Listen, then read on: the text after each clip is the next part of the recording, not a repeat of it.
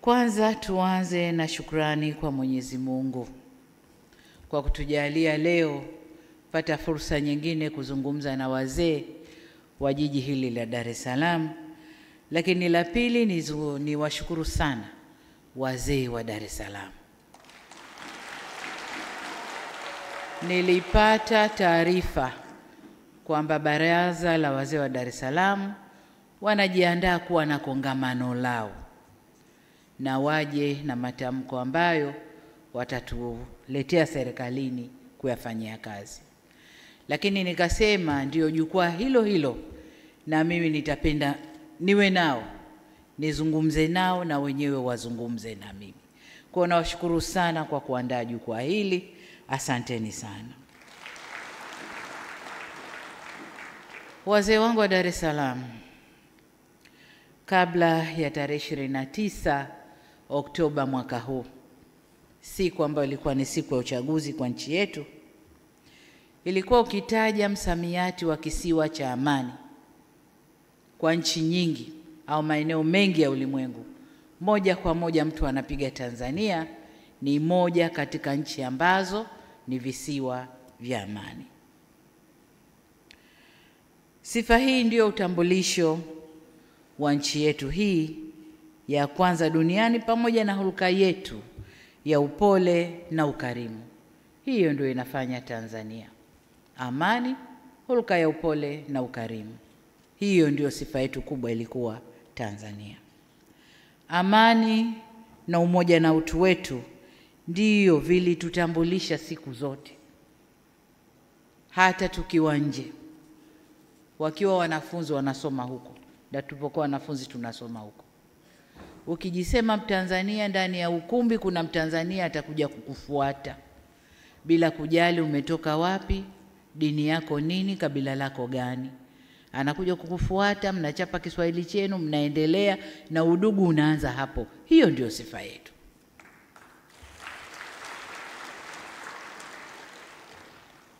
Lakini kila siku zinavyokwenda, sifa yetu inaporomoka. Wengi wasioitakia mema nchi yetu wanakereka na tambo zetu hizo za kwamba Watanzania sisi tuna umoja, tunakupendana, na popote tunapokutana la kwanza ni udugu kuliko mengine yote. Wanakereka na sifa zetu hizo, na kwamba Tanzania ni nchi ya amani inawakera sana. Nakumbuka wakati mmoja katika ukumbi huu, nimesahau ilikuwa shughuli gani, lakini nikiwa kwenye kiriri hiki hapa nilizungumza nikasema kwamba kuna watu wanakuja kutuchafulia amani. Wameshaharibu wanakotoka, sasa wanataka kuchafua huko. Hilo nalo liliwakera sana, na labda pengine ndio hii kutuonesha kwamba hata na nyinyi sio wasafi pia. Sasa niseme tu kwa ufupi kwamba vurugu zilizotokea tarehe 29 zikaendelea na 30 si desturi wala utamaduni wa Watanzania. Si desturi wala utamaduni wa nchi yetu wala watu wetu. Kila aliyeumia au kupoteza maisha ni Mtanzania mwenzetu mwenye haki sawa na wengine. Hakuna mtu aliye juu ya mwingine. Haki ya kuishi na haki ya kuwa huru ni tunu zetu wote wa Tanzania. Kwa hiyo hakuna sababu ya Watanzania kuumizana na kunyimana uhuru. Inatia uchungu kuona wachache walioratibu fujo zile wakitaka Watanzania wenzao wawe kafara kwa malengo yao ya kisiasa yaliyo tofauti na siasa.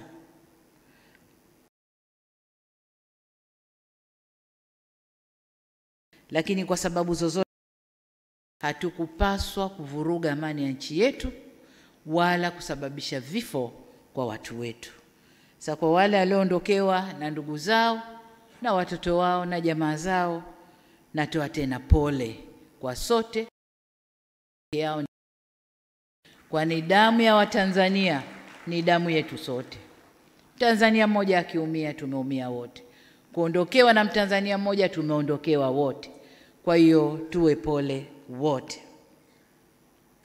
Kama alivyosema kakaangu Salum Matimbwa hapa kwamba katika kipindi hiki ambacho mmeniamini kuongoza nchi, nimeshazungumza na wazee mara mbili. Mara ya kwanza niliongea na wazee wa Dar es Salaam mwanzo, nadhani ilikuwa mwaka 2021 mwisho au 22. Lakini mara ya pili niliongea na wazee wote wa Tanzania, wawakilishi wao pale Dodoma muda mfupi kabla uchaguzi. Leo ni mara yangu ya 3 na ya kwanza katika muhula wa pili wa awamu ya 6. Nimeona niongee nanyi kutokana na naliyotokea katika nchi yetu. Kwa nikaona vyema kuendeleza utamaduni wa viongozi wetu waliotutangulia kwamba yakitokea mambo makubwa ndani ya nchi hupita na kuongea na wazee.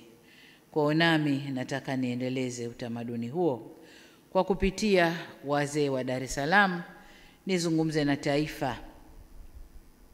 Na hii ni kutokana na upekee wa jiji la Dar es Salaam. Dar es Salaam kama lango kuu la kuunganisha Tanzania na nchi nyingine tunazopakana nazo, lakini hata Afrika kati na kusini ni rahisi kufikiwa kwa kupitia Dar es Salaam. Lakini vile vile nimekuja kuzungumza nanyi kama Rais wa Jamhuri ya Muungano wa Tanzania, vile vile nikiwa mdogo wenu, wengine dada yenu, vyeo vyovyote vile nimeona nije nizungumze naye. Na wengine ni mwanafunzi wenu. Kuna walimu wangu kati ya wazee hapa. Walimu wetu kwenye serikali walivyokuwa wakiongoza nasi tumefuata, walimu kwenye maeneo mbalimbali. Kwa hiyo mlioyafanya nasi tumefuata hatua zenu. Lengo ni kusikia ushauri wenu, lakini pia mnisikie nami. Ndugu zangu wazee wa Dar es Salaam, baada ya kuapishwa nimezungumza na wananchi. Hii ni mara yangu ya 4. Nimezungumza kupitia hotuba ya siku ya kuapishwa. Nimezungumza kupitia hotuba yangu bungeni. Nimezungumza kupitia siku ya kuapisha mawaziri wa serikali hii, lakini pia nilizungumza siku ya kuzindua tume niliyounda kufanya uchunguzi wa haya yaliyotokea. Hotuba zote hizo haziwezi kuondoa wala kukwepa umuhimu wa kuzungumza nanyi wazee wa Dar es Salaam, na ndio maana niko hapa leo.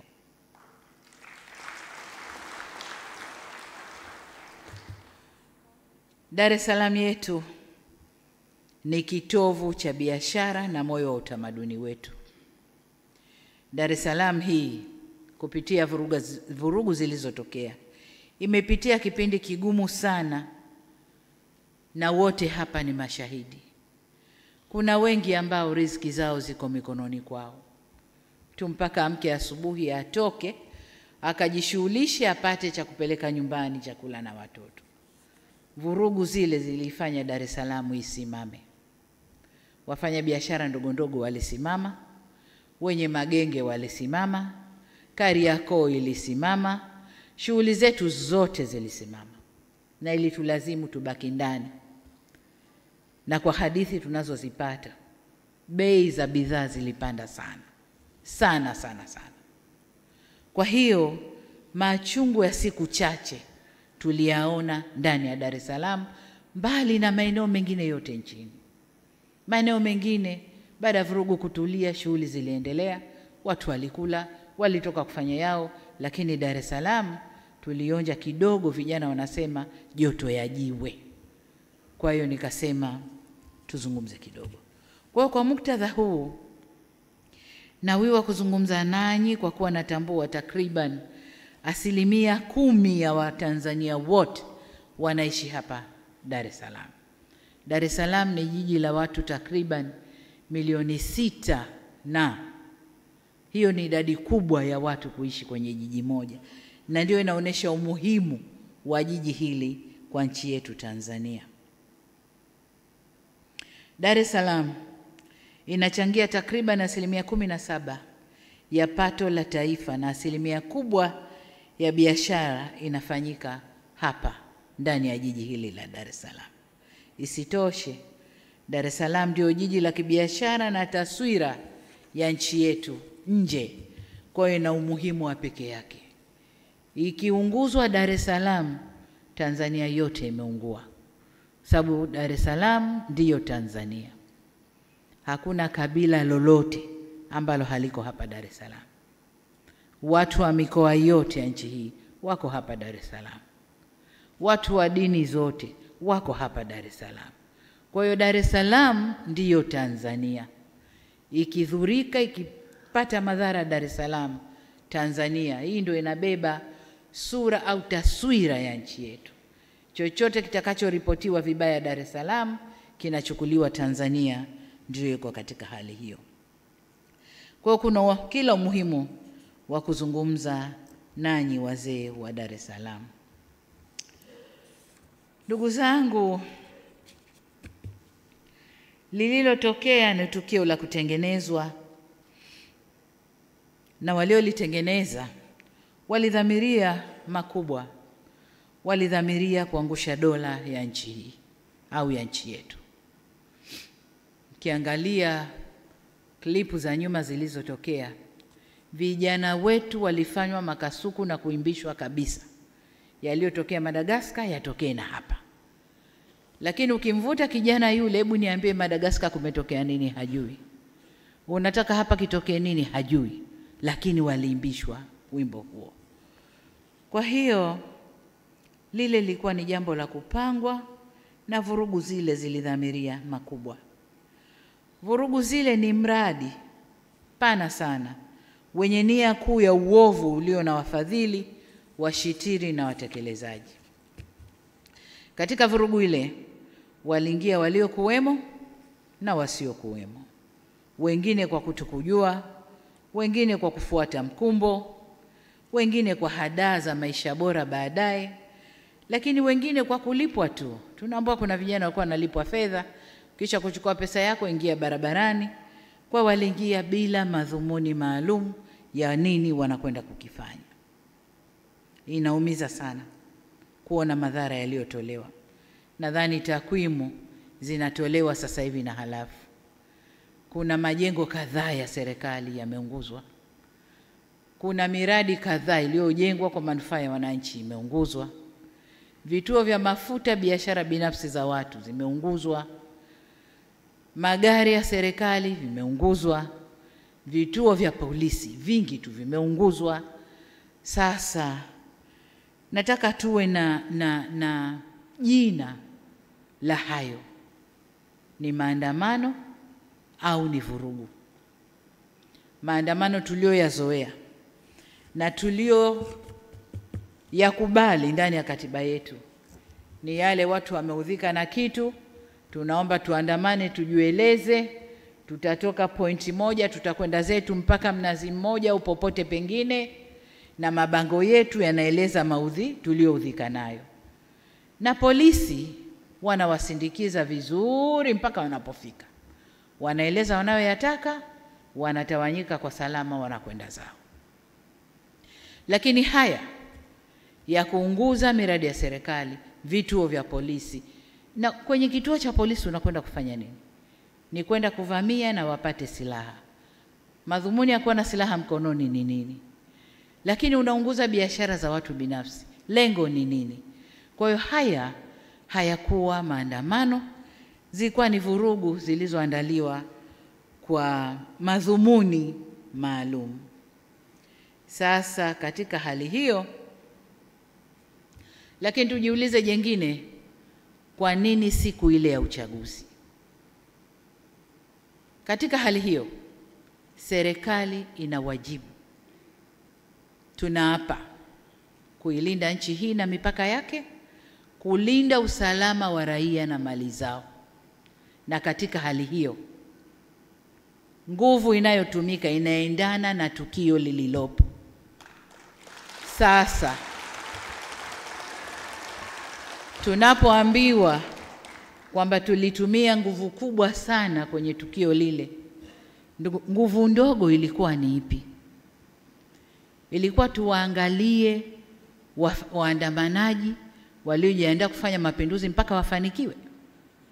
Hapo patakuwa pana dola kweli? Dola haiko hivyo, na hayapo Tanzania peke yake.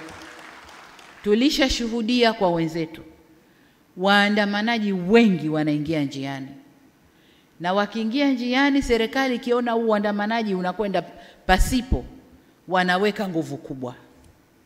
Wanaweka nguvu kubwa. Yameshafanyika kwenye mataifa huko na tumeyaona. Sasa wanaporudi kutulaumu mlitumia nguvu kubwa, wao walitaka nini? Tujiulize, je, hao ndio wafadhili wa kile kilichofanyika? Walitaka tuangalie ile mobu mpaka ifanikiwe walichowapa fedha, walichowatuma? Hapana. Tuliapa kulinda nchi hii na mipaka yake, usalama wa raia na mali zao. Kwa hiyo katika kufanya hivyo, kama wanavyofanya wao, na sisi tutafanya vile vile kuilinda nchi hii.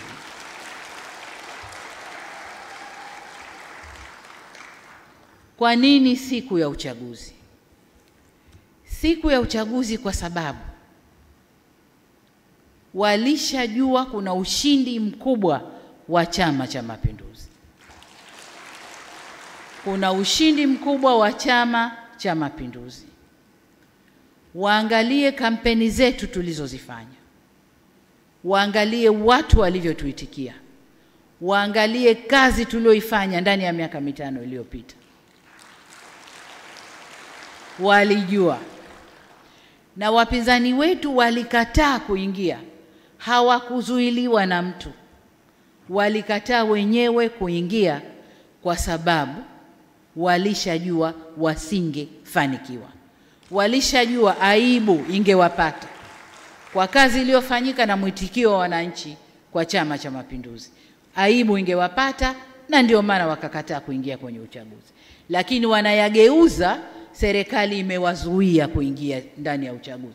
Lini tuliwazuia? Na yafafanua haya, ndugu zangu wazee wa Dar es Salaam, muijue hali halisi. Inawezekana katika vikao huko mnayasema ambayo hamna na taarifa nayo kamili. Hatujawazuia. Na katika taarifa zinazotolewa na waliokuwa huko lakini wakaamua kurudi kwamba hawaridhishwi na yanayotokea, wanatuambia walikaa vikao na wakaamua tusiingie, tutakwenda kupata aibu. Lakini kwa kuficha aibu ambayo wangeipata, wamezusha hili lililotokea. Kwa nini siku ya uchaguzi? Haki gani inadaiwa siku ya uchaguzi? Kama kuna haki yoyote inadaiwa, hakuna siku nyingine, hakuna njia nyingine ya kudai hiyo haki mpaka yafanywe yale yaliyofanywa. Ni maswali ya kujiuliza. Lakini katika hili tunaambiwa kuna waratibu ambao wanaishi nje ya nchi. Wengine tunawajua, wengine hatuwajui. Tunaendelea kujifunza na kuwatafuta, tuwajue tu ni kina nani. Sasa hebu watu wote hapa chini ya miaka 50 wasimame. Watu chini ya miaka 50 wasimame. Aha. Kwa hiyo wengi waliosimama hapa naona ni mawaziri wangu, wengi chini ya miaka 50. Haya, kaeni. Viongozi wa dini wachache, na vijana wa jiji la Dar es Salaam, na wafanyakazi wa serikali wachache. Sasa hili jambo lina waratibu kutoka nje. Lakini kwa nini waratibu kutoka nje? Wale waratibu wa Tanzania tunaowajua, wale ni shida za maisha. Ni shida za maisha. Akisukuma maandamano, umbea na nini kuhusu Tanzania, Watanzania wale vijana ambao wanadai ugumu wa maisha wanatumia fedha zao kununua bando, kuwaangalia na kuwasoma amesukuma nini. Lakini yeye ukisoma, yeye kule anatiliwa fedha. Kwa hiyo kimoja kinachowasukuma ni shida ya maisha. Kule waliko hawako sawa, kuna shida ya maisha. Sasa kuna wale ambao pia hawana shida ya maisha, wako pazuri, wanalipwa na hao wanaotaka hayo yatokee, lakini wamekosa uzalendo tu. Wamekosa uzalendo tu, na ukiwatizama vizuri si wa Tanzania kamili. Kwa hiyo it doesn't matter whether Tanzania inaungua haiungui, yeye ana nafasi ya kuwa nje, si Mtanzania kamili, hana shida hizo. Kwa hiyo hili jambo lilipangwa kwa uratibu mzuri, lakini hebu tuangalie sasa wale waliolipanga na kudai wana madai kwenye hili. Nianze na wenzetu wa vyama vya upinzani. Kama nilivyosema kwamba hawa watu waliishiwa nguvu. Maneno ya vijana waliishiwa power, na waliona kabisa mbele kwao sio kuzuri, na kuingia kwenda kupata aibu ile kwao si sawa. Lakini jengine, hawa watu wana frustration zao huko nyumbani kwao, lakini wanataka kujificha na kusukuma lile dude kwa watu. Huko waliko hawako sawa, wanapambana wao kwa wao ndani, wamemeguka wao kwa wao ndani, wamemeguka wanasiasa wakaenda vyama vingine, wanaharakati wakabaki. Kwa hiyo wenyewe kwa wenyewe huko ndani hakuko sawa, wasitulaumu sisi, ni wao wenyewe huko ndani. Kwa hiyo kasoro walizo nazo huko wanataka kuzisukuma huku kwetu. Hakuzuiliwa kuingia kwenye chochote. Ni hawa ambao mwaka 2020 mpaka 2023 nilifanya kazi kubwa ya kuzungumza nao. Nikanyosha mkono wa rehema, njoni nyi wa Tanzania, njoni tukae, tuzungumze yetu, twende vile tunavyotaka. Nikaunyosha vizuri, nikidhani na wanyooshea watu wa Tanzania ule mkono wa rehema na wataupokea, tutakuja tukae vizuri. Ni hawa niliowakuta nje wanasafa, hawana shilingi mkononi, wakaomba sana kuja kuniona, nikawapokea, tukazungumza, hawana hata shilingi. Nikatoa kiposho changu nilichogaiwa cha safari, nikawapa waendelee na maisha wakiwa nje. Ni hawa walionambia sawa tutarudi, lakini tuna kesi. Nikawaambia kesi nitazifuta, njoni tukae tuzungumze, tujenge nchi. Na wamekuja, baadhi yao wamekuja mikono mitupu, hawana kitu. Tukatoa fedha zetu kuwapa waanzie maisha hapa Tanzania. Sasa nataka mumpe cheo mtu wa aina hiyo, alionyoshewa mkono wote huo wa rehema na mkono wa upatanishi. Yeye kaja, yule aliyemnyoshea ndo wa kwanza kumkashifu, kumtukana na kugeuza mambo, kuichafua nchi. Huyo mtu anaitwaje? Hii si tabia ya Watanzania. Wakati ule nafanya yote nilijua naongea na Watanzania waliotimia, wenye akili timamu. Nikajua watarudi, tukae, tuzungumze, tuende. Na niliwapa fursa zote, nyinyi ndo mashahidi. Niliwafungulia, walitaka kufanya maandamano, wakafanya maandamano, tukawasindikiza mpaka walipofika, wakasema yao, wakatawanyika. Yale ndo maandamano ambayo yameruhusiwa kikatiba, na ukiomba polisi atakwambia nenda kaandamane, tuambie ni ruti, tuwalinde mpaka mfike seme yenu. Yale ndo maandamano. Haya yaliyofanyika si maandamano. Ni hawa niliowapa fursa ya kufanya shughuli zao za kisiasa. Sasa siasa si kutukanana, Siasa si kubezana, si kuharibu nchi. Hiyo sio siasa. Wazee wetu wa zamani, ukiwa na harakati hizo, wanasema huyu hajui siasa, huyu hafanyi mambo yake kwa siasa. Ina maana siasa maana yake ni usalama, siasa maana yake ni uungwana. Hiyo ndiyo maana ya siasa. Sasa kama mtu unampa ruhusa afanye siasa za kisiasa, anakwenda kufanya siasa anazozijua yeye za kuvuruga nchi, hiyo sio siasa. Hiyo sio siasa. Kwa hiyo ndugu zangu, niseme kwamba madai yoyote waliokuwa nayo chama hiki cha siasa au vyama hivi vya siasa, hawakupaswa kutumia njia ile kudai kwamba sasa tukae na kwa masharti tuzungumze ili na wenyewe warudi kwenye terms. Hapana, haikuwa hivyo. Lakini kundi la pili, tuangalie vijana. Vijana wetu hawa wameingizwa njiani, wakaimbishwa wimbo wasioujua. Wanadai haki. Haki gani? Hebu avutwe tu kijana pembeni, wewe uliingia unadai haki. Hivi ni haki gani? Na hiyo haki hawakuweza kuidai kwa njia nyingine mpaka waingie njiani, wakafanye vurugu, walipwe, wakachome vituo, walipwe, wakafanye vurugu walizozifanya. Hiyo ni haki gani? Lakini jengine wanalobebeshwa, wameingia njiani eti kwa ugumu wa maisha. Astaghfirullah. Turudi kwa Mungu tustaghfiru. Ningekuwa na uwezo, ningebeba vijana wa Tanzania nikawatupa kwenye nchi tofauti tu hapa Afrika pamoja na majirani zetu, wakaone ugumu wa maisha uliokuwepo, alafu waseme kwamba kwao Tanzania ni pahala pema. Hawana sababu, hawana. Ugumu wa maisha kwa raha zako kabisa.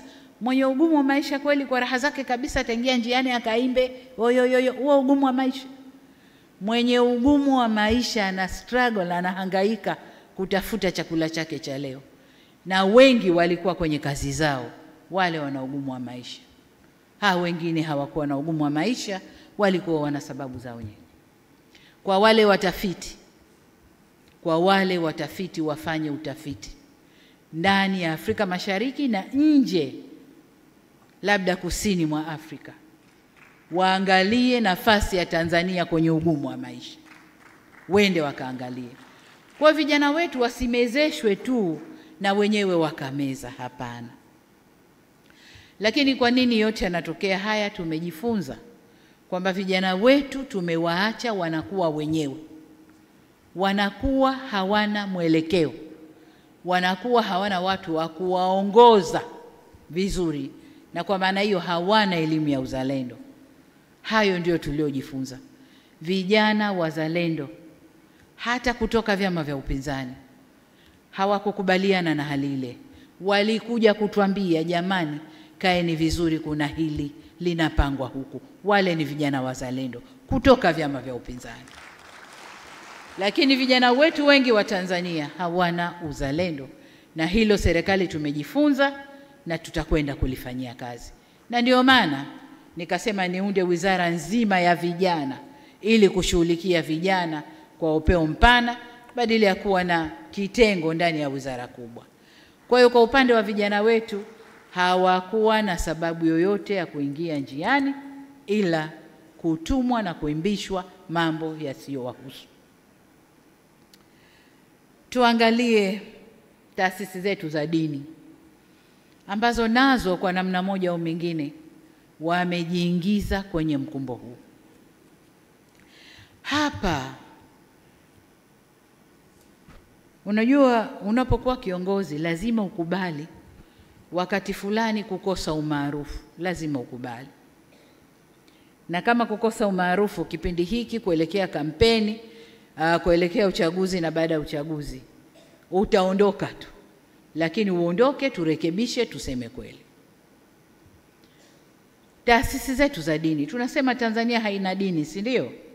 Lakini watu wetu wa Tanzania tuna dini. Na tuna dini za madhehebu mbalimbali. Tuna dini kuu sijui 4 sijui 5.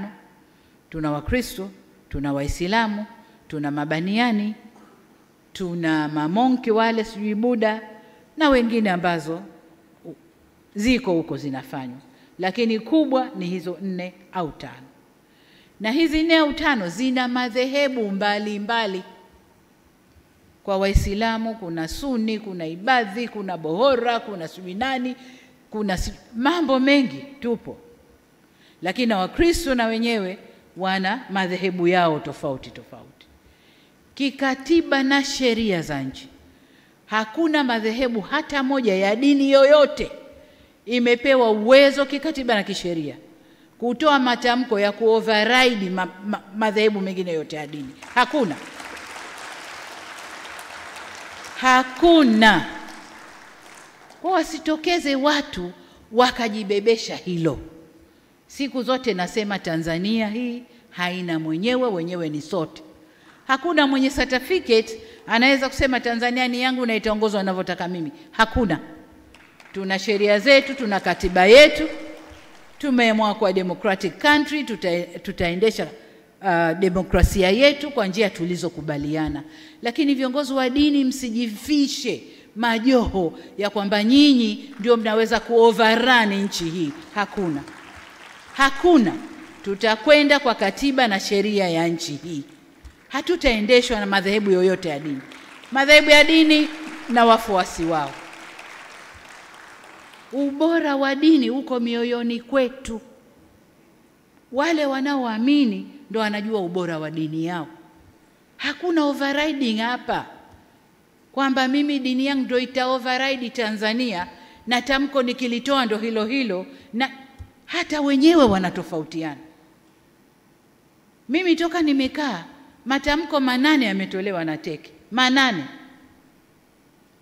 Lakini ukenda chini chini wenyewe wanapingana, matamko yale hayafanyi kazi vizuri. Wenyewe wanapingana.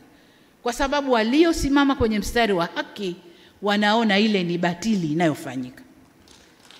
Kwa hiyo waliosimama kwenye mstari wa haki hawaungani nao, wanaona ni batili iliyofanyika. Kwa niseme kwamba Tanzania yetu ni nchi ya umoja, nchi ya ushikamano, amani na utulivu ndio ngao zetu. Tusivurugwe ndugu zangu kupitia milengo yetu ya dini, milengo yetu ya siasa, milengo yoyote ile. Hatupasi kuivuruga nchi hii. Hatupaswi. Hata kama aliyepo juu ya serikali humtaki. Kuna muda. This is a democratic country. Huyu mtu ataendesha mpaka wakati huu, kafanya makosa, semeni makosa yake. Kosa la serikali ya awamu ya 6 kueneza huduma bora za afya Tanzania, hilo kosa letu.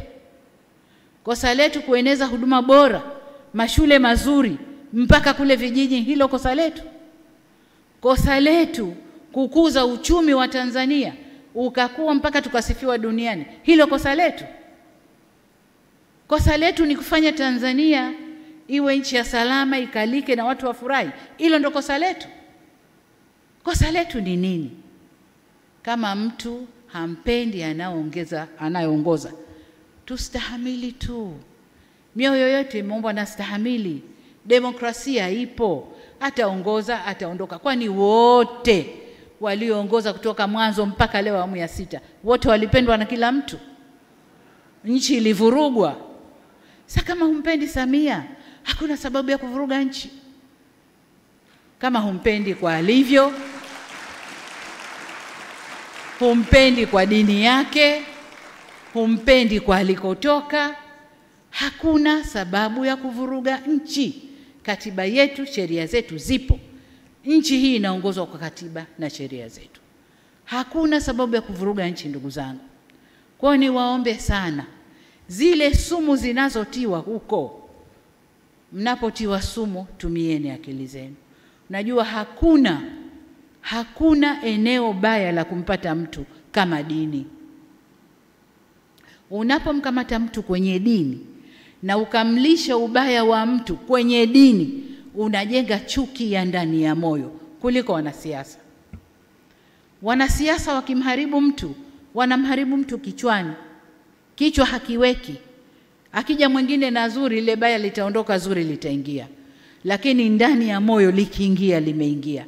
Kwa hiyo viongozi wetu wa dini, kaeni kwenye mstari wenu. Dini zetu zote zinasema kila mamlaka imeletwa na Mungu. Kila mamlaka imeletwa na Mungu.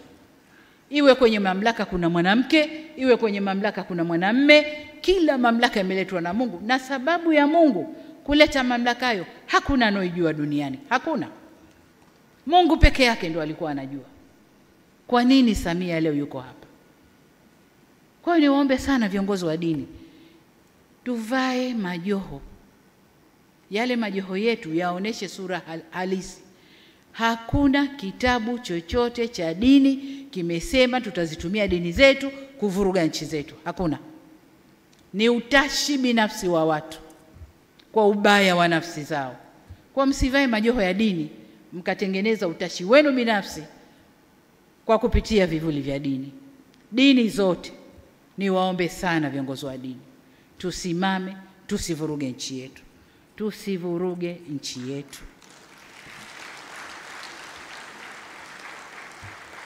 Kama kuna lolote, njia sahihi za mazungumzo zipo. Njia sahihi za kukaa na kujadiliana zipo. Hakuna sababu yoyote kufika tulikofika, ndugu zangu, hakuna. Nilikuja na falsafa ya R4, nikaifanyia kazi vizuri sana, ikaleta mwanga mzuri sana, mpaka wale nisowajua jina lao wakenda wakabadilisha, nchi ikachukua mwelekeo mwingine. Lakini nataka niwaambie, tutasimama na kuilinda nchi hii kwa nguvu zote.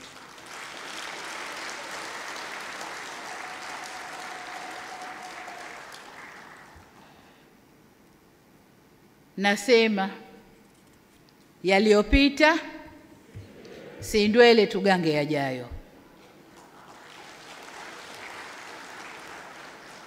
Kama madai ya wenzetu ni katiba, hakuna aliyekataa kurekebisha katiba ya nchi hii. Hakuna. Mnakumbuka niliunda tume ya haki jinai, ikaenda ikasoma Tanzania nzima na wakaniletea haya ndio wanayoyaona wa Tanzania. Na katika kuyatekeleza kuna ya muda mfupi, muda wakati na muda mrefu. Na ya muda mfupi na muda wakati mengi, 90% tumeyatekeleza. Lililobaki la muda mrefu lilikuwa ni la katiba, marekebisho ya katiba. Na lenyewe nikasema tutalitekeleza. Na mkisoma ilani ya uchaguzi ya Chama cha Mapinduzi, nimesema ndani ya siku 100 nitaunda tume ambayo itafanya kwanza maridhiano, halafu tuingie kwenye mchakato wa katiba. Mnaendaje kwenye kurekebisha sheria za nchi wakati huku mko vipande vipande? Lazima mrudi kwanza, muelewane, mtambue uko mbele tunalenga kitu gani, njia yetu ni ipi, ndio mnatunga katiba yenu. Kutokana na haya tuliyokubaliana, sasa katiba iseme 1, iseme 2, iseme 3, iseme 4. Lakini mtakwenda moja kwa moja watu wote, kila mtu kavimba mashavu, mnaunga katiba ipi itaungwa hapa? Nimesema kwanza turidhiane. Na kwa sababu wamechafua nchi, nilichofanya mwanzo ni kuunda tume ya kuangalia undani wa hili jambo. Nimewapa miezi 3 waangalie kwa undani, watuletee taarifa yaliyojiri ni haya, tofauti ziko hapa, hapa palitokea si haki, hapa palikuwa na haki. Tukisha kuyajua hayo, tunakaa sasa, haya tulioletewa ni haya, njoni kamati ya maridhiano, piteni sasa, tofauti ni hizi, matatizo ni haya, piteni sasa kwa makundi mbali, wakwambieni haya tunakwenda nayo vipi. Hiyo sasa ndio tume ya maridhiano. Baada ya hapo tunakaa kuunda katiba yetu. Hakuna aliyekataa. Leo wanasema wameingia njiani, wameharibu nchi, wanadai katiba. Katiba iko wapi? Inaning'inia wapi? Tuipachue tu wapi? Katiba ni mchakato, ni process. Tunaanza hili, tunakwenda hili, tunakwenda hili.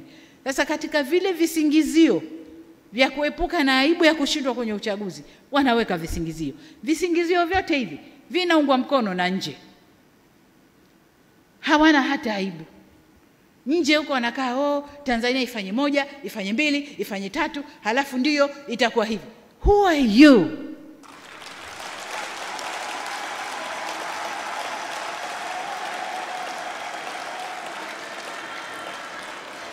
Niwaulize ndugu zangu, niwaulize, kwao hayatokei? Kwao hayatokei? Tumenyanyua sauti sisi kusema ya kwao? Wanadhania bado wao ni masters wetu, ni wakoloni kwetu. Kitu gani? Ni fedha chache wanayotugaia. Ni fedha chache wanayotugaia. Na fedha yenyewe sasa hivi haipo. Tunafanya biashara, wao wapate na sisi tupate. Ndipo tunaposimamia. Nataka niwaambie,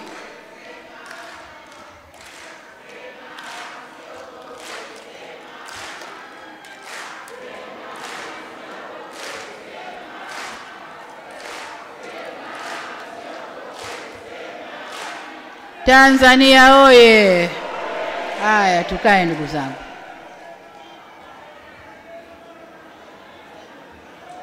Nataka niwaambie ndugu zangu wa Tanzania, kawaida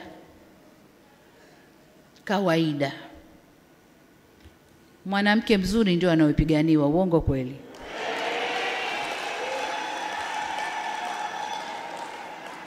Utakuta watu wanafokeana, wanapigana, wana nini, ukicheki majana dume 2 matatu yanapigana, katikati kuna mwanamke mzuri. Sasa nchi yetu hii, alhamdulillah, Mungu katuumba vizuri. Katuumba vizuri sana. Katuweka pahali pazuri sana. Kama ninavyowaambia, Tanzania ni lango la kuingia Afrika. Tanzania inaweza ikatumika vizuri sana kibiashara. Inaweza ikatumika vizuri sana kisiasa za dunia. Inaweza ikatumika. Tatizo ni siasa tulionayo. Siasa ya kutofungamana kwa upande wowote. Kwa hiyo wengine wanakuja mlango huu, kweni na sisi, wengine wanakuja huu. Lakini pia mali Mungu alizotumba nazo, madini. Tanzania sisi tuna bahari, ambayo kwa kupitia bahari unaweza kwenda kokote ulimwenguni. Tanzania tuna maziwa makubwa, ambao kwa kutumia hayo unaweza kufanya biashara yoyote na nchi jirani hapa, na ukasafirisha vyovyote vile kwenda nchi jirani.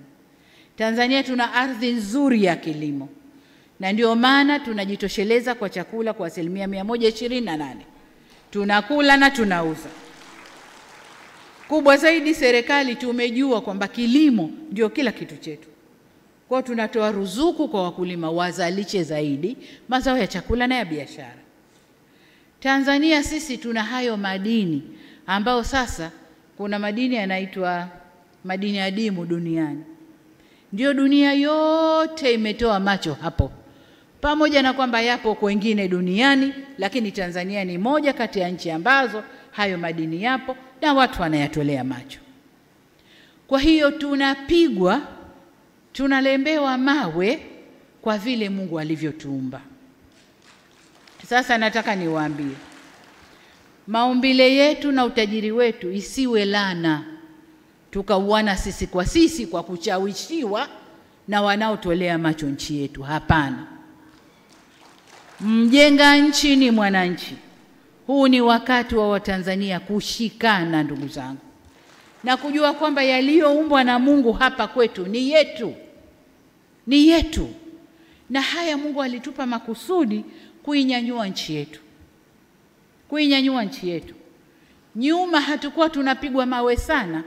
Tuko tunahesabika tu ni nchi maskini inayoendelea polepole na nini, lakini tulivyofungua utajiri, tukatumia rasilimali zetu kwa utalii, tukatumia madini yetu kibiashara, tukatumia bahari yetu na maziwa yetu kujenga uchumi wetu. Hili sasa ndilo linaloumiza watu huko ulimwenguni. Kwa hiyo huu si wakati wa kukaa tukanyosheana kidole sisi kwa sisi Tanzania. Ni wakati wa Tanzania kushikana, tukasema Tanzania ni yetu, Mungu aliiumba hapa kwetu na lazima itufaidishe sisi wa Tanzania. Tunaposema tunalinda nini wanaita sovereignty, tunalinda uhuru wetu, tunalinda nchi yetu, lazima tuseme kwa moyo. Sisi wazee ambao tunakwenda zetu na vijana mlioinuka hapa wa under 50, sisi tunaondoka, tunawaachia nyinyi. Hatujui kati yenu au nje ya nyinyi nani anakuja kuwa rais hapa, lakini hilo mlijue vizuri sana. Mlijue vizuri sana. Na kwa bahati mbaya maumbile ya mwanadamu yanakushawishika. Wameweza kuwashawishi watu wetu wengine, na ndo hao wanaotekeleza. Na ndio maana nikasema mradi huu uliotokea una walioupanga, kuna washitiri, kuna watekelezaji. Kwa hiyo kuna washitiri na watekelezaji ndani ya nchi yetu ambao hatupaswi kwa namna yoyote ile kuwaachia watu vuruge.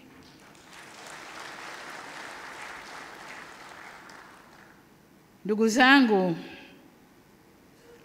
nilisema aliyopita si ndwele, tugange yajayo. Lililopita limepita. Kwa maneno tunasikia liko jengine linapangwa, kini inshallah Mola hatosimama nao, litapeperuka. Lakini nataka niseme, nilimsikia mmoja katika waandaji wa nje anasema hebu tarehe 9 liakhirisheni, nendeni subirini Christmas, kwa sababu sasa hivi wamejipanga. Nataka niwaambie wakati wowote wakija tumejipanga.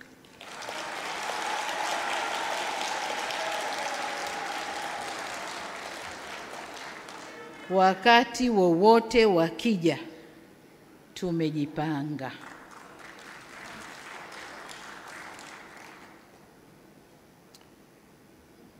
Kwa ujumla niseme kama wanadamu hukosana wakaelewana. Hatusemi serikali labda tuko safi hatuna makosa, hapana. Inawezekana kabisa kuna mapungufu, na hakuna serikali yoyote duniani sio mapungufu, lakini wanakaa wanazungumza na kuondoa mapungufu yaliyopo. Kwa hiyo na sisi hatuna budi kukaa kuzungumza na kuondoa mapungufu yaliyopo. Nimepata salamu wanasema tutakubali tukukaa na serikali ikiwa watafanya 1, watafanya 2, watafanya 3. Serikali hii si ya kuamrishwa wala kupewa maelekezo.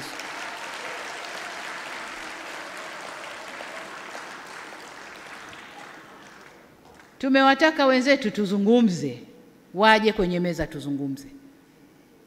Na nimepata salamu za wengine wanaowapa nguvu. Hakuna mazungumzo mpaka mumwachie huyu, mufanye hili, mufanye hili.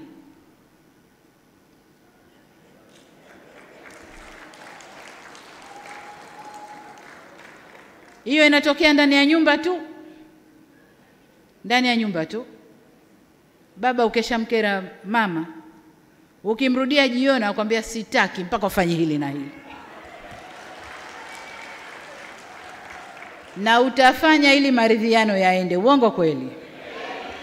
Sasa serikali haipewi masharti hayo. Serikali haipewi masharti hayo. Labda serikali ya wanafunzi kwa walimu wao, hilo linakuwa. Serikali ya wanafunzi hamtapata hili mpaka mfanye hivi. Wanafunzi watafanya. Lakini sovereign state yenye kujielewa na kuendesha mambo yake.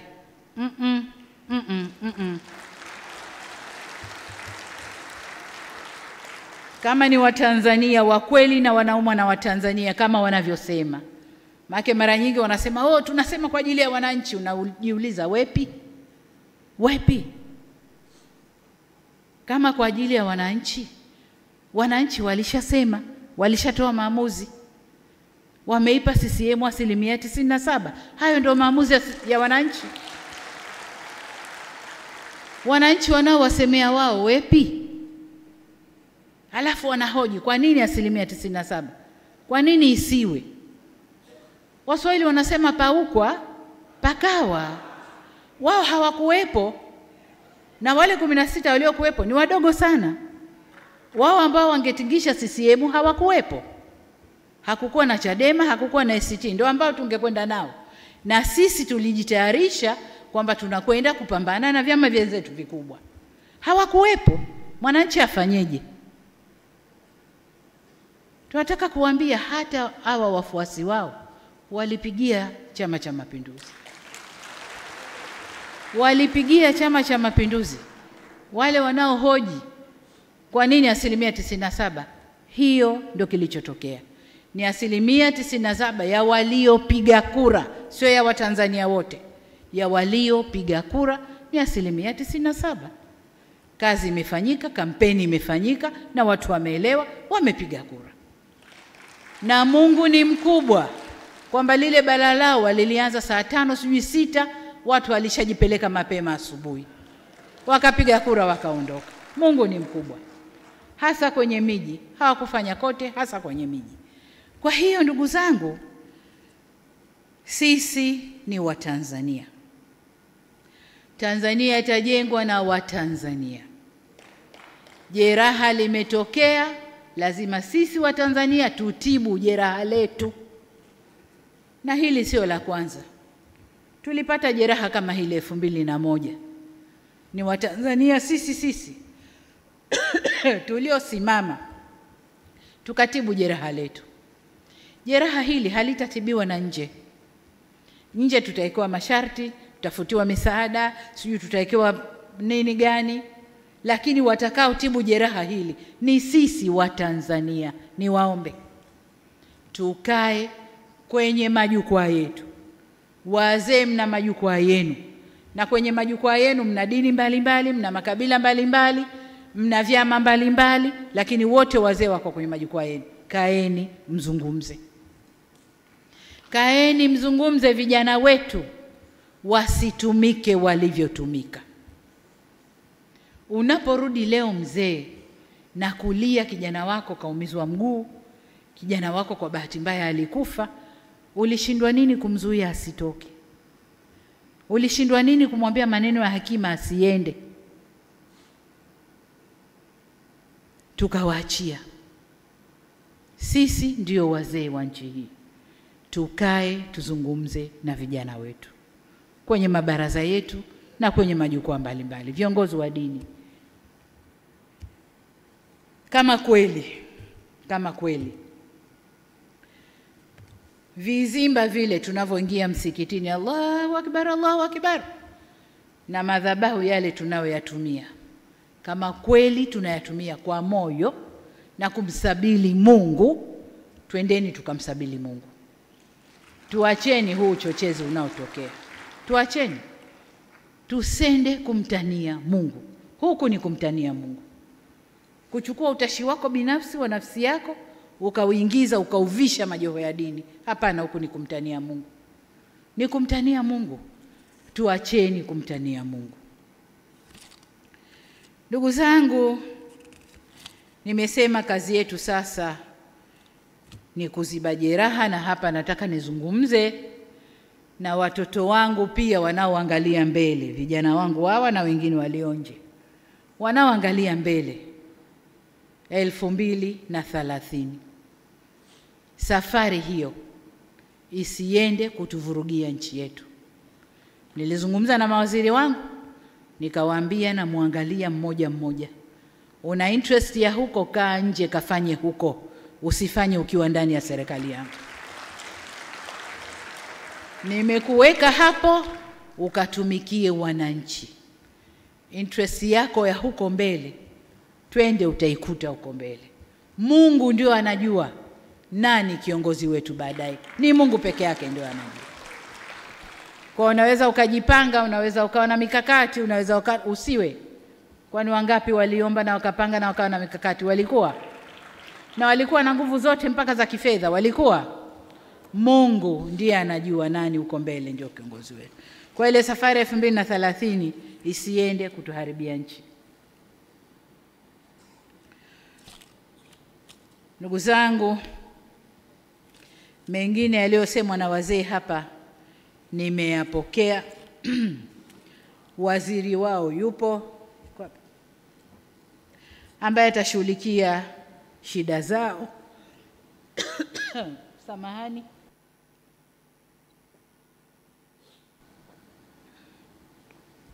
Na mimi katika ziara zangu kote Tanzania, nikifika ndani ya mkoa, la kwanza ni kuonana na wazee wa mkoa ule kote.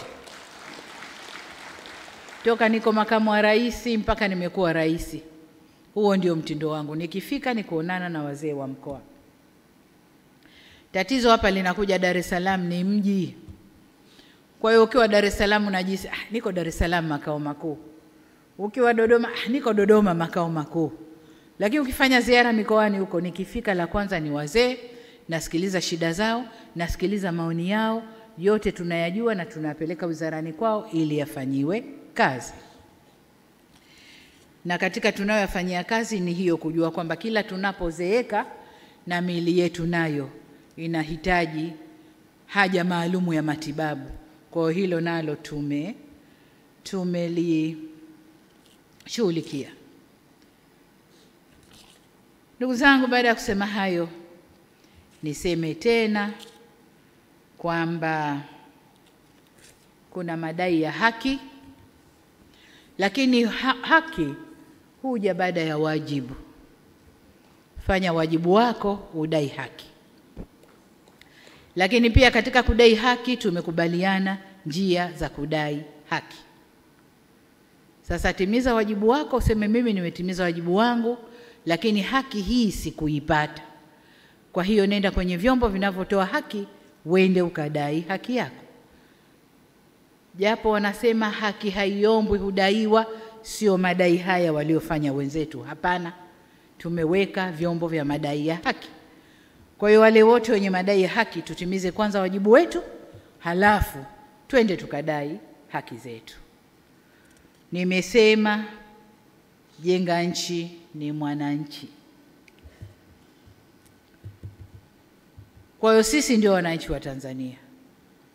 Uwe unatambua uwepo wa serikali hii, uwe hutambui uwepo wa serikali hii, serikali ipo, inaendesha Tanzania, na sisi ndio wananchi wa Tanzania tunaotakiwa kusimama, kushikana, kufanya umoja wetu, kuweka nguvu kwenye amani na utulivu wa nchi yetu. Tanzania oi! Ndugu zangu, kaka zangu, dada zangu na wadogo zangu, niwashukuru sana kwa nafasi hii mlionipa. Niwashukuru kwa jukwaa hili mliloliandaa. Nimewasikia, mmetusikia. Nataka niwaambie, wakati wowote mna haja ya kuonana na mimi, basi mimi niko tayari, kama Samia, kama Rais wa Jamhuri ya Muungano wa Tanzania, kama Amiri Jeshi Mkuu wa nchi hii. Niko tayari kuonana nanyi wakati wowote. Kama nina kazi nitawaambia kipindi hiki nina kazi, tufanyeni kipindi hiki. Lakini niko tayari kwa mazungumzo. Asanteni sana.